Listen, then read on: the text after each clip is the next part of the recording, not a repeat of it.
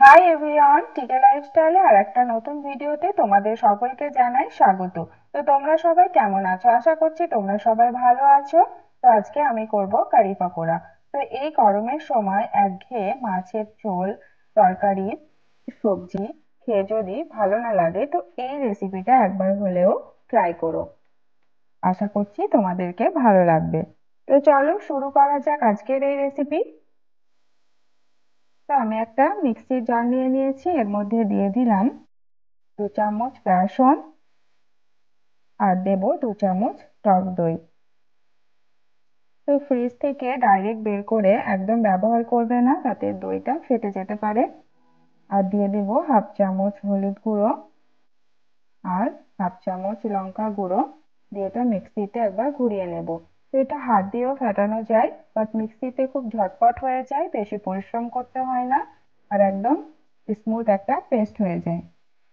তো এটা সাইডে রেখে এবার পকোড়াটা আমি রেডি করে নেব। তো পকোড়া তৈরি করার জন্য বাটির মধ্যে দিয়ে দিলাম বেসন আর দেব স্বাদ মতো লবণ আর 1/2 চামচের কম দিলাম গুঁড়ো লঙ্কা আর হলুদ গুঁড়ো, আর দিয়ে দেবো 1 চামচ জোয়ান। এর মধ্যে দিয়ে এবার আমি পেঁয়াজটা দিয়ে দেবো। তো পেঁয়াজটা আমি আগে থেকে কেটে রেখেছিলাম। তো এটা ভালো করে মাখিয়ে নেব, যেরকম আমরা পেঁয়াজি করি সেরকম করব।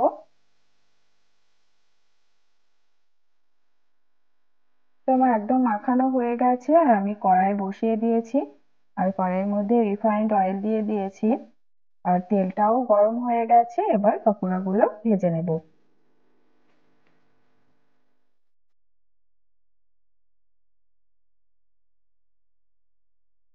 এক পিঠ হয়ে গেছে, উল্টে দিচ্ছি। তো এভাবে সব পকোড়াগুলো আমি ভেজে নেব।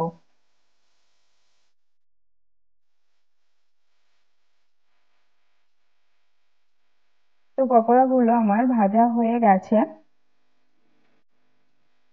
তো এবার আমি কারিটা তৈরি করে নিই। তো কারি করার জন্য কড়াইয়ের মধ্যে দিয়ে দিয়েছি 1 চামচ রিফাইন্ড অয়েল। ওর মধ্যে দিয়ে দিলাম 1/2 চামচ গোটা জিরে, আর দেবো 1 চামচ সর্ষে, আর দেবো একটা কাঁচা লঙ্কা,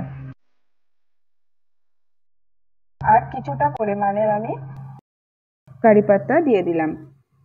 তো এটা ভালোভাবে আমি ভেজে নেব। আর 1/2 চামচ আদা রসুন বাটা দিয়ে দিলাম। তো আদা রসুন বাটাটা দিয়ে একটু ভালো করে ফ্রাই করে নেব, কারণ এর একটু কাঁচা গন্ধ থাকে।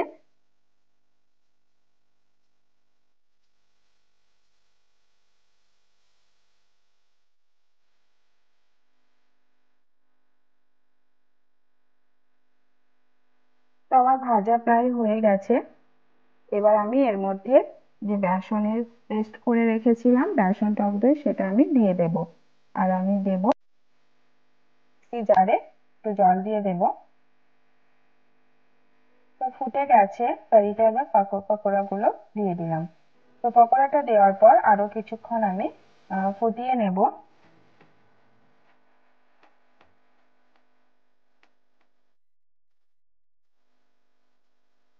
এরপর আমি এটা ঢাকা দিয়ে রেখে দেব।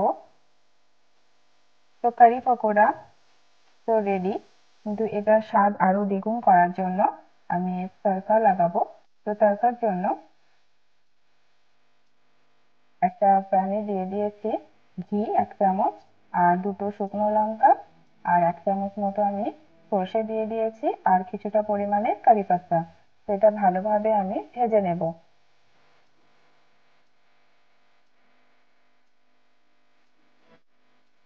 তো ভাজা আমার প্রায় হয়ে গেছে। এবার আমি কারি পকোড়া এর মধ্যে দিয়ে দিব।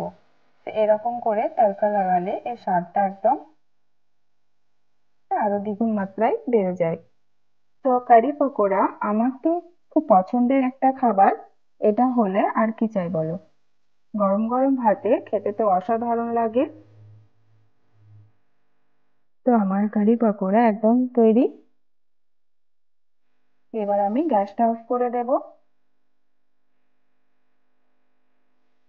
তো তোমাদের ভিডিওটি ভালো লাগলে প্লিজ তোমরা ভিডিওটি লাইক করে দিও আর চ্যানেলটা সাবস্ক্রাইব করার অনুরোধ রইল।